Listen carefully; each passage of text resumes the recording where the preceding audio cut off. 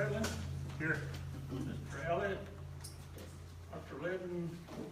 Mr. Martin? Montgomery? Purdue? Here. Ms. Pope? Here. Mr. Speak? Here. See, 1, 2, 3, 4, 5 out of 9, so we got a quorum.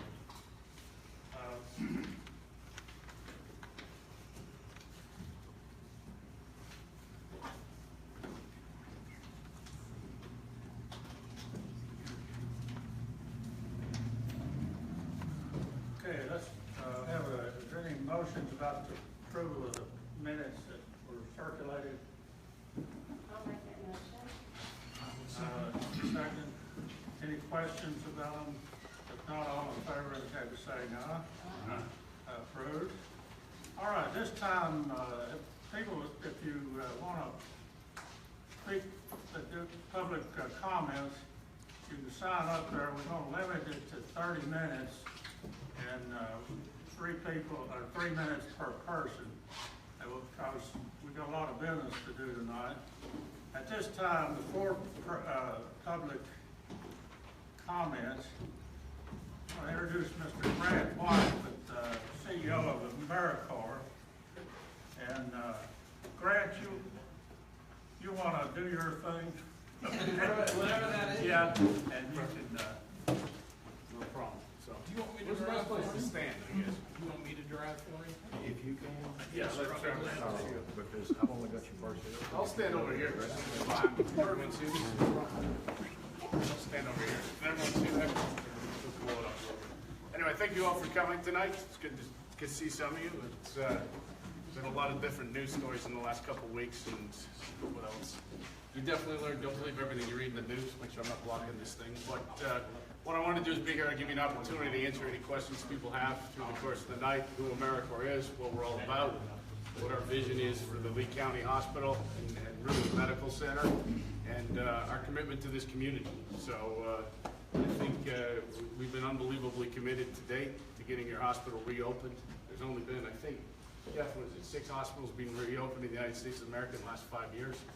Approximately something like that. It's not an easy endeavor. We committed to try to get this done last summer when we were here. It's been a long road to get to this position at this point in time. So we've made a lot of progress. There's still a lot of work to do. Americore as a company has grown dramatically in the last 12 months from where we were and where we started. And the team has grown much stronger. I mean, we've got 5 or 6 of them here tonight, but there's probably, I think there's about 15 in total, and then we've got about another 80 with our strategic partners, et cetera, that we're working with. So the company's come a long way. We obviously are investing in the local market. You guys have read about news down in Pineville Community Hospital. We have a purchase agreement to acquire that hospital. It has not yet closed. We hope it will close in the next 2 to 3 weeks. We have, like anything, it's when we took it on, it was pretty damaged. It was not doing very well. In fact, they were starting shutdown procedures at 10 in the morning, and without us having got involved, I can quite honestly say that hospital would not be open today. So I know people talk about jobs that have lost. Our effort is to create jobs and to build jobs long term. But a job that's losing money in a hospital that is about to close means everybody would lose their jobs when that hospital closed. So we've committed to try to keep that place open. We've gone above and beyond in terms of financial support at this point in time, me personally as well with it. We're committed to the plan. We're committed to improving the hospital. A lot of our new strategic initiatives are actually starting to take effect now. They should be hitting in July. And we are very excited about what we're going to be able to implement and do at that location. So I think there was some news about payroll, I guess a week and a half ago. Everyone was paid that Monday morning, just so everyone's clear. No one missed the payroll. There was a confusion with the bank with one item that we didn't think there would be an issue. Secondly, you know, there's a lot of different reasons for cash flow in the hospital in terms of billing and all of the other things. So we had fixed their charge master and their coding. With that, there was no billing for a week. We had a perfect storm of that happening, a surgeon who broke his hip, as well as some other things. I'm not one to make excuses. I'm not one to do anything like that. But that is a hospital that was losing upwards of $500,000 a month, that is no longer losing $500,000 a month and is now moving to profitability. And I think in April it was profitable. So our initiatives are taking effect and moving in the right direction. We're very excited to close on that acquisition from an Americore capital point of view. Our capital is generally used and put in to acquire hospitals. Then it's not to lend money. We're not a lending institution. We leave that to the banks. With that being said, I've personally guaranteed a significant amount of lending to that hospital to get it to this point so that it can allow it to survive and move forward. We'll be making payroll again tomorrow, and we expect it to be profitable in July. So I think our track record will speak for itself. When you're a new company, sometimes there's a lot of fear factor with that. Well, all I can say is we are personally committed to the success of every venture that we take on. There's no doubt Lee County, reopening a hospital is significantly more expensive and riskier than for us to go buy a closed hospital. We've got a pipeline of 20 to 30 hospitals wanting us to buy them right now. We've committed our time, energy, and effort to close on the 4 that we have acquisition agreements with and to get this place reopened. But I think there's a sense that there's something in this for us. There's a great return possibility for us in this. That's not the fact. That's not the reality of the situation here right now. The reality is if it wasn't for us committing and spending a lot of money at this point in time, I think we're well over $200,000 to Lee County, personally spent in this county, in this community right now, to try to get your hospital open. There's not a bunch of people lining up to reopen hospitals in the United States of America. It doesn't happen. That's why there's only been 6 done. But I gave my word last summer we would do it. And so we're here doing it. We're committed to doing it. But from a financial return point of view, this is not a home run. It's all risk and very little upside for us. But I care about the people of this community. I mean, there's been some things said about me that are interesting, but I'm still here. I still care. My entire team still cares. Because I sat here, it was almost 12 months to the day, I remember, because I remember driving in for Game 7 of the Cavaliers beating the Golden State Warriors, pulling over in Bristol for the 4th quarter. So I was thinking that as I was driving in today. It's pretty much a year ago, because it was Game 7 of the NBA championship. And we had a meeting, I think that was the first meeting, then there was one about 2 or 3 weeks later where I brought my daughter here. And there was a woman stood up and talked about how her best friend died, because it took an hour and 15 minutes to get to the ER. And I promised my daughter I would get this hospital reopened. And so every dollar we've spent, we've taken no money out. All we've done is put money in. We have no contracts, really. We have no guarantees of anything other than spending money and our commitment to doing that.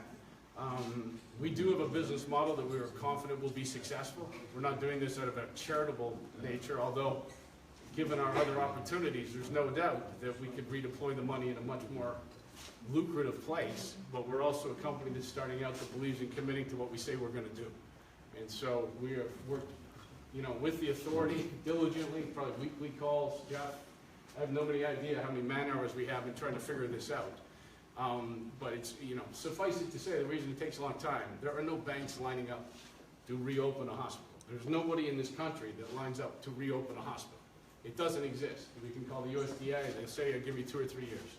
That financing does not exist. So you've got a group of very determined people and committed people here that are being very creative trying to figure out how to get this done so that you guys can get the care you deserve. I mean, there's 20,000 people in this county and you deserve a hospital.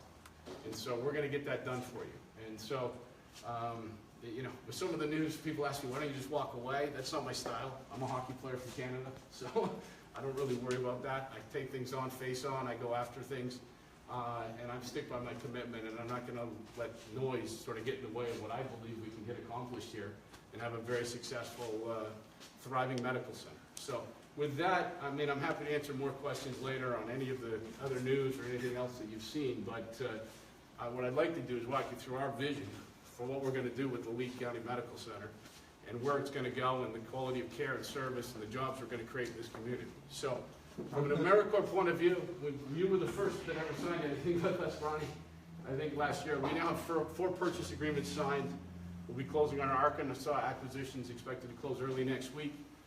We have Pineville, hopefully we'll close in the next 2 to 3 weeks. We've got Rick Tishner we put in there to run it. Jason Bob, who's Chief Nursing Officer, is in there now. We've got a lot of different people working over there that we're paying for to get that place going and turned around and reopened. So we expect that to close in a couple of weeks. Elwood City we expect to close at the end of July. And then we have a number of other ones under contract that we're moving ahead with. Throughout all of that, we still commit significant time, energy, and resources to make sure we can get Lee Medical Center open. We've been paying to keep the power on, other things like that, because we are committed to what we're trying to do here. What I will say about Americore, we might be new. We have a different concept of what needs to be done in these locations. Some of it very unique to us. In fact, I don't think anyone else in the country is doing anything quite like us. I'm not a healthcare person. I'll be the first to tell you, I'm a business person. I've had some successes and some failures, but you learn from everything you do going forward. Some huge wins in my life and some other things that haven't worked out, you live and learn from those. But what I will say is that this concept we have in Americore is 4 to 5 years in the making. From things that have worked, from things that hasn't worked, but through relationships that have been built over the 4 to 5 years of people that trust and believe in what we're trying to do, and we're putting all of those together into what I think is a very successful endeavor going forward. Clearly, the hospitals that we're doing deals with, and some of the ones we're managing and turning around right now, are starting to see the benefits of what we're trying to put together. So, Travis Roderick's here, he's my chief operating officer. Some of our other team isn't here, but Travis's last 4 hospitals have all won the award for quality under 100 beds in the United States of America. So we aren't a bunch of people who don't know what we're doing. I'm the first to admit I don't know how to run a hospital, so I hired Travis who does know how to run a hospital. So I try to hire people that know what they're doing, and that's what we've done.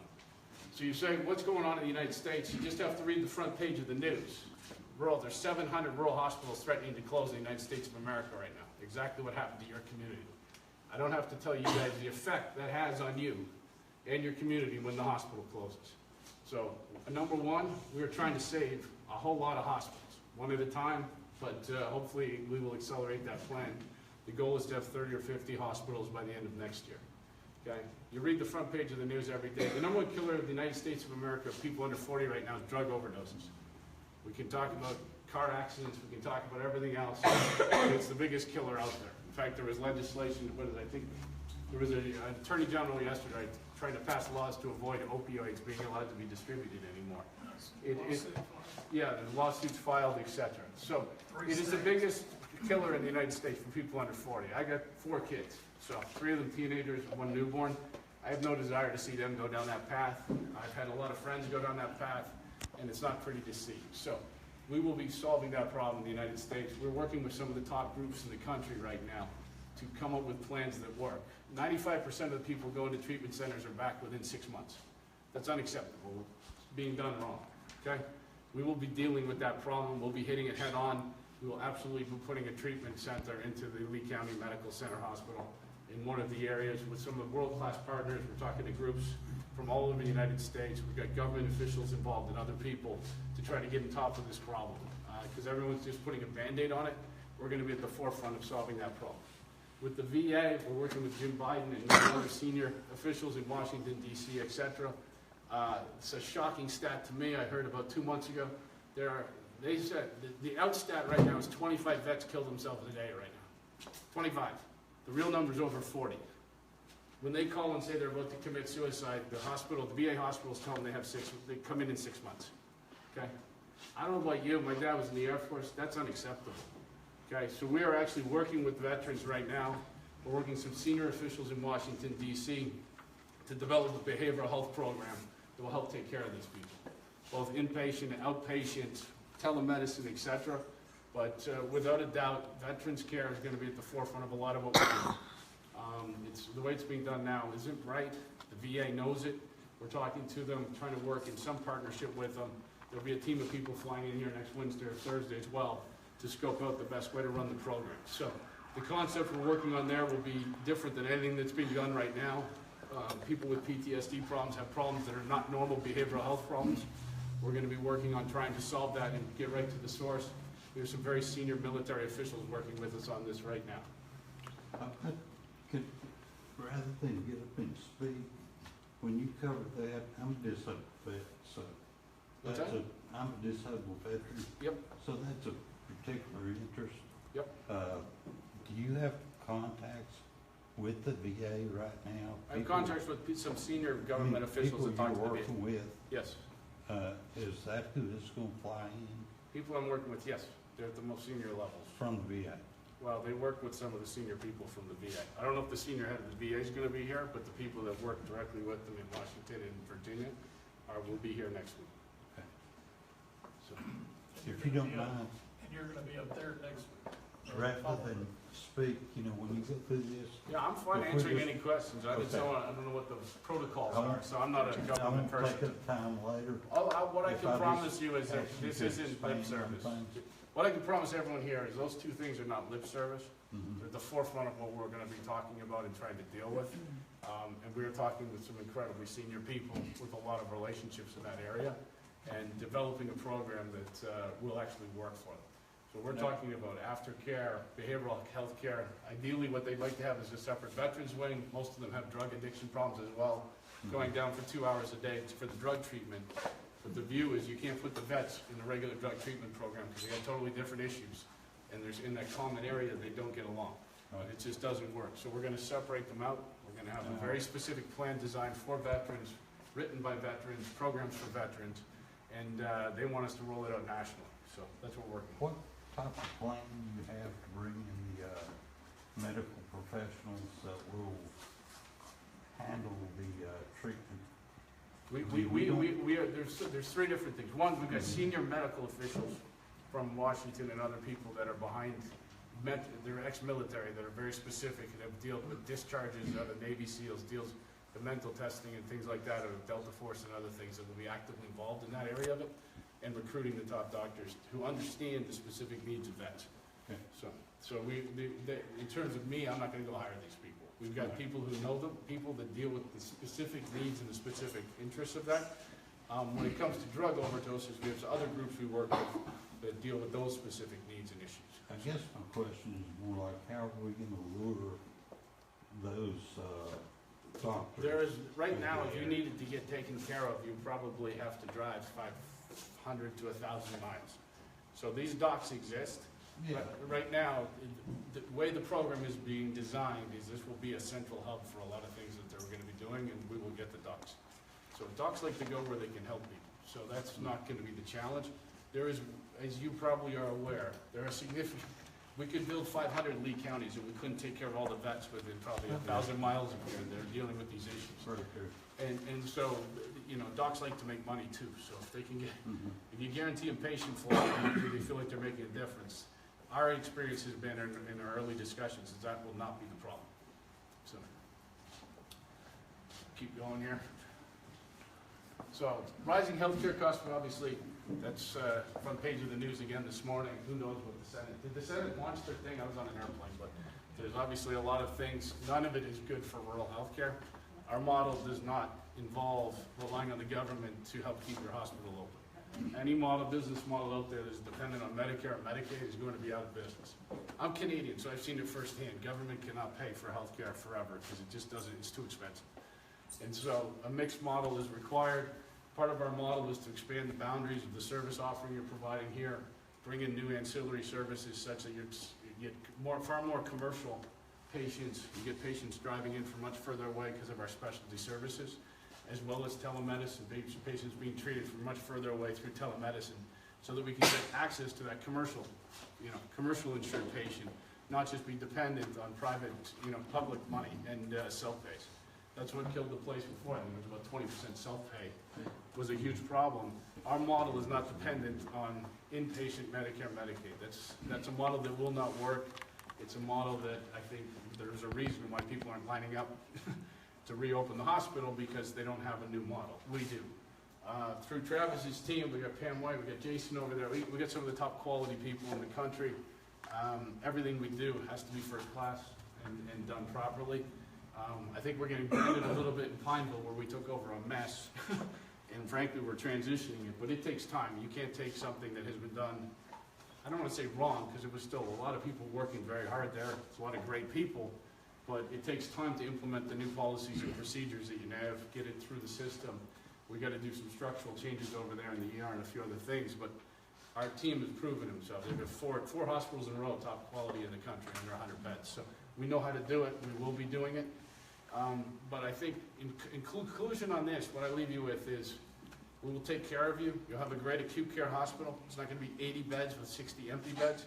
And the rest of the place is going to be filled up with medical services that are required. We're in discussions on specialty diabetes treatment. We're in discussions on surgical, bringing in special spine surgeons and other things, sort of once a month to deal with what's required. But we're innovative people. I'm a creative guy, so I constantly am challenging the team. What can we do differently? How do we do it differently? The old way doesn't work. And so that's pretty much what Americore's model is. Some of my ideas don't work, some of them do. But what I can tell you is that we won't sit around and not exhaust every possibility to ensure success here. You want to go to? They never work if you don't try. Yeah, it's all of this stuff's on our website, but you know, in terms of the team, it's not Grant White. There's a lot of press that Americore is Grant White. Right now, I could get hit by a bus and this train won't stop. So, the Americore is going to survive for a long time. The visions and principles of the people we've hired and brought in Dallas and Nashville and other locations. You know, we've got some of the top people in the country. But the strategic partners we have, the strategic relationships we have, the acquisitions we have are closing. Americore, I don't want to get hit by a bus, trust me, but if anything happened, we would still keep going. So, in terms of just giving you a little idea, I don't think we need to spend a lot of time on this, but there's been a tremendous amount of work done that maybe the public isn't aware of over the last 9 months in terms of everything that has gone into this. We have a complete reopening plan in place. The plan would be, the number one goal, let's get it open and then let's make it great. So as long as it's sitting closed, no one's getting taken care of. So we have a plan in place to open basically an 18-bed hospital that will grow to 25 bed, fill all 25 beds. But given the layout of the facility, the plan is to open the ER, 6 emergency department beds, and then 12 inpatient acute care beds. And then we will, as patient volume grows, we'll expand and have the room for the full 25-bed critical access. We are already implementing telemedicine at our other locations. We're getting quotes and bids on it right now. Given the layout of the facility, the location, telemedicine is going to be critical. We're in discussions right now. I truly believe the future of healthcare. I gave you my phone. The future of healthcare is on your phone. You've got one right there. You're taking a video of me, but this is the future. Live streaming. Oh, yeah, live streaming? Oh, there you go. The future of healthcare, I'm going viral already. The future of healthcare, in my view, is on your phone for most everything. That's the only way to keep the cost down. A lot of what Americore will be investing in and doing moving forward is to ensure that, you know, ideally in a perfect world in 5 years, you got a Fitbit on, your heart rate raises at 2 in the morning, the ambulance shows up at your door while you're sleeping, you don't even know you're dying. That is where the technology exists for that to happen right now. Just hasn't been implemented. I come from the banking industry where there's a significant amount of money has been spent on back-end services. I wouldn't use my bank if I couldn't send money to my kids or do anything on my phone. Okay? Patient experience needs to improve. It's in the dark ages right now. So through telemedicine, through mobile apps, through many things, we're going to rebuild. We have an advantage in Lee County because I don't have to take out an old archaic information technology system. We can actually start from scratch. Which is easier than the ones we're buying, because if we got an old system, we've got to get out of there.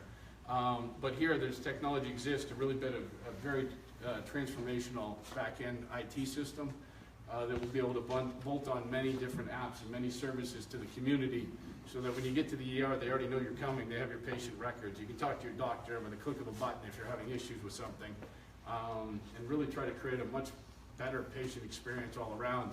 And try to bring the community together where you feel like you're a member of a healthcare system, not just a human trying to get taken care of. So that's the future. That's where Americore is going to take it. We're going to try to bring that here. I've already touched base, I think, on all of this from a behavioral health point of view, but we will bring some of our partners in. We'll have inpatient detox, which is a huge area. One of our partners, I think, gets 4,000 patients a day with a demand of a place to put them. They don't know where to put them right now. So if we have the supply of patients, we need places to put them. So that would be part of the hospital setting initially. It's usually 3 to 5 day stay. But again, it ensures that you're full, and these people need help. Attached to that, we plan on putting in a treatment center, drug treatment center on one of the floors or half a floor to create more long-term stability. We'll have a group here, not next week, but the following week, that are experts in that. They're at our Pennsylvania hospital next week, designing a whole JV plan around that, but this is something we get going fairly quickly, frankly. A lot of the infrastructure already exists at the hospital. I've already touched base on the VA side, so I won't get into that too much more, but that's all moving ahead. Laboratory, Pat Brown here is over at our lab director over at Pineville. She'll probably be actively involved. You live in Lee County though, don't you, Pat? So she'll be actively involved in helping with the Lee County launch and the laboratory. The hospital actually has the biggest hospital lab location I've seen in every hospital I've looked at. And so we've got another laboratory person here in Sage as well. So part of our whole laboratory outreach program. We just launched it in Pineville. We tested it out for a while, just sort of fully ramping up now. Sage is in town helping Pat roll this out right now over at Pineville. But it's a successful program. It's already profitable at Pineville. It's about to be significantly profitable at Pineville. We have national relationships that have been 4 years in the making to roll that program out. We'll be putting a super lab into this hospital. So the goal is to probably have the best lab in the state of Virginia in the hospital at the time we open.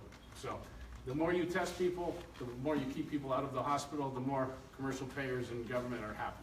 So the goal is to test significantly and get that dealt with. We also have specialty programs. We're in discussions for the top diabetes treatment program right now. I know it's one of the biggest needs in the community. And we're in discussions right now on an exclusive for that. It actually stops diabetes in its track, or it appears to. We're still doing our diligence on it. But with that, we would be putting an outpatient diabetes treatment center into the hospital as well. So I think, I don't know if we got more? There's probably more.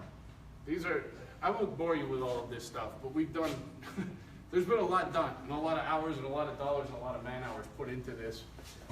We could just keep going. We don't need to go through all of this, but the reality is to reopen a hospital, it takes a lot of work.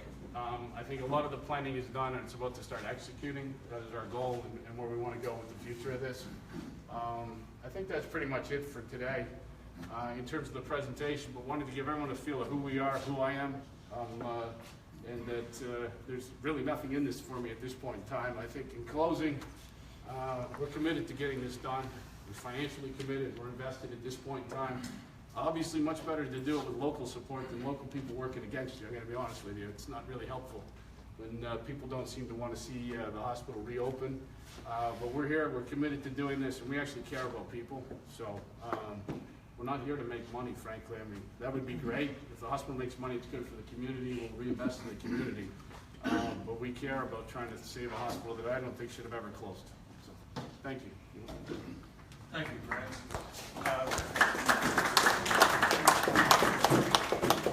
Does anybody, anybody have any questions you'd like to ask? I can stand up. I got it. Well, Yeah. Could we go back to the slide presentation, please, and go back up to, I think it was about the third slide? Yeah, sure. The third from the Where'd last. you go, buddy? Yeah, You might need some help. AJ Hamburger, when you ask a question, please identify yourself so we can get it in a minute. Where'd you go, bud? AJ Hatmaker. I can't go to page 3. My chief operating officer is not my chief IT officer, so we've somehow lost that. Well, I don't, Okay, well, anyway, fire away. I've got it okay, memorized. my question, as it went through, it said extension date November 22/17. Yeah, the extension, CON extension is through the November of this year. So we're gonna do our best to make that happen, so. Well, then that leads me to my question, if you don't hit that date, Yeah. where are we? I mean, you're dealing with the government. I mean, there's two things that go into that. One, I can't answer that question because I'm not a government official, so we're all working to try to make sure we hit that date. What I will say is, I think what it says is we gotta make significant progress, is the language as I understand it. There's no doubt we will make significant progress, and we already have made significant progress since last November. There's a lot of initiatives I wanna get started on. You know, we've gotta finalize our agreement. We've done all this, we don't even have a formal agreement with Lee County, so we've put a lot of money in. We don't have anything other than our words back and forth with each other, and a level of trust that we're all working together to get this done. So, what I'll say is that date is overhanging all of us like Damocles' sword. We know what's there, and we're very aware of it. And so, but I do also feel that Virginia's not in the place of wanting to not see this hospital reopen. I think they're pretty committed to it. So I think we'll be able to show significant progress between now and then to ensure that we can continue going forward. Yeah, I don't know how. I've got, just one. Yeah, go ahead. I'll wait again. Eddie Watson, Jonesville, Virginia. First off, I'd like to say that I'm in total support of anything that can happen in the hospital. I think it's great. I've seen a lot of wonderful initiatives here, and I hope they all, all happen. And I know you put a lot of work into it. The whole board has. Everybody's put a lot of work into it. But to get to some of these initiatives, could you give us, I know it's gonna cost a lot of money, is the funding in place to go forward with this? I know you're not gonna have It's a cash flow component for of 6 funding, months. so the transaction has never been, Americore do all the funding of the transaction. It would be completely uneconomical for us to do. I could buy 4 hospitals for the cost to reopen one Lee County, frankly. So, but in terms of the equity piece that we're putting in place and what we're looking to do with what Jeff is working on with the group, I think, you know, we're in very good shape, but I don't think it's, I don't even know how to answer that. other That's than- about as far as you can go. Yeah, that's what, yeah. I try not to, that's, we're confident, let's put it at that, leave it at that. Ms. Yeah. Jill Carson. Jill Carson, Pennington Gap, and I want to piggyback on something that AJ asked about, and that November date. When I hear that November date, I get concerned about the certificate of need. Yep. Something that we, what we had to deal with for years in this situation. My fear is, if we don't make that November date, what does that mean in terms of our certificate of need? Because I, like everybody else in Lee County, don't ever want to see us in a situation like we were in before, when we lost our certificate of need. So what does that mean? I think it's the same question we answered. Do you want to handle that, Jeff? I mean, I think. So I can tell you that Alakananda and I speak to the Virginia Department of Health about once a month so that they know exactly what's going on, and we don't want to get to November and have any surprises that we didn't do enough or that somehow it's lapsing. The staff at the Virginia Department of Health has laid out some ground rules that are in their regulations that we need to meet, and significant progress is the key thing. And they think that we're on the path to doing that. But our goal is to